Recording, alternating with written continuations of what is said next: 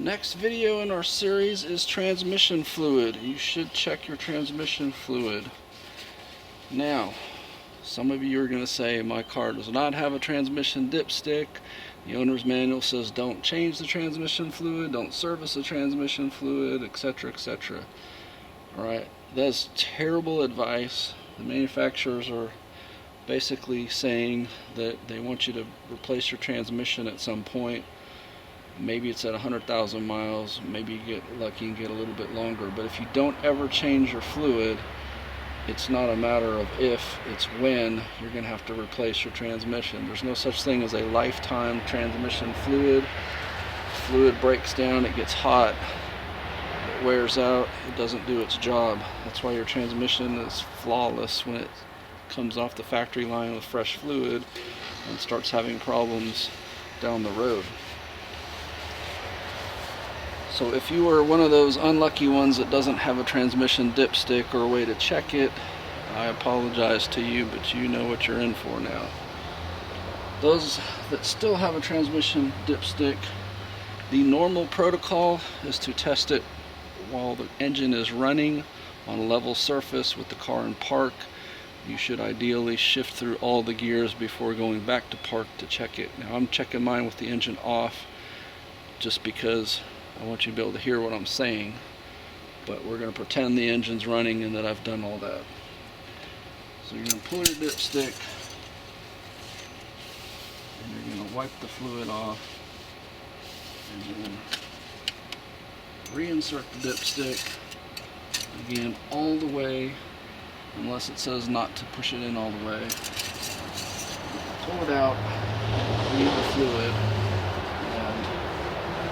And you see there's two dots there, basically 1 quart low and full, and in this case, this car, it should be close to the full. It's okay to get closer to the 1 quart low, but you don't want to go any lower than that. If it's reading higher or lower, then you either need to drain fluid or add fluid. The other thing I want you to notice, I used a white paper towel here purposely, and that's so that you can see the color.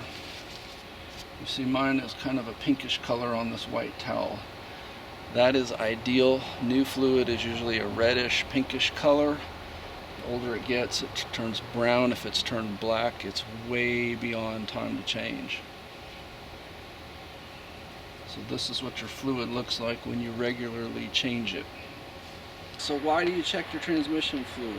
Well, it's like I said, you want to watch the color change and know when you need to change your fluid, and also checking the level to make sure you're not losing transmission fluid somewhere.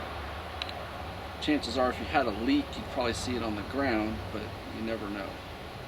So there's two basic terms I'm going to use: a transmission fluid change and a transmission fluid flush.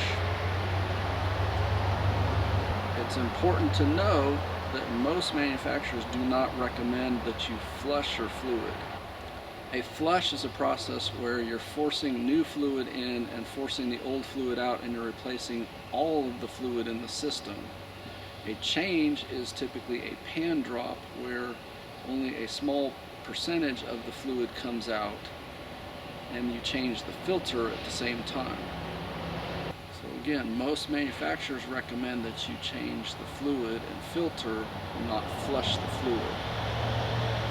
You might need a fluid flush if somebody's put the wrong fluid in. Most transmissions are pretty sensitive to having the correct fluid, so you really want to make sure that you're using whatever is specified in your vehicle.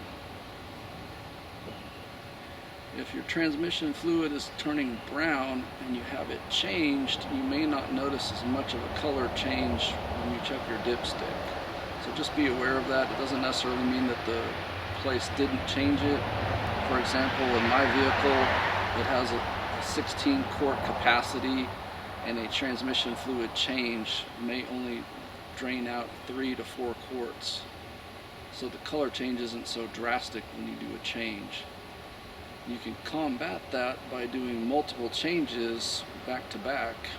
Maybe drive the car for a week or so and then change it out again, and get your fluid back to a reddish pinkish color. Or if it's safe and recommended, you could do a flush and just change out everything at once.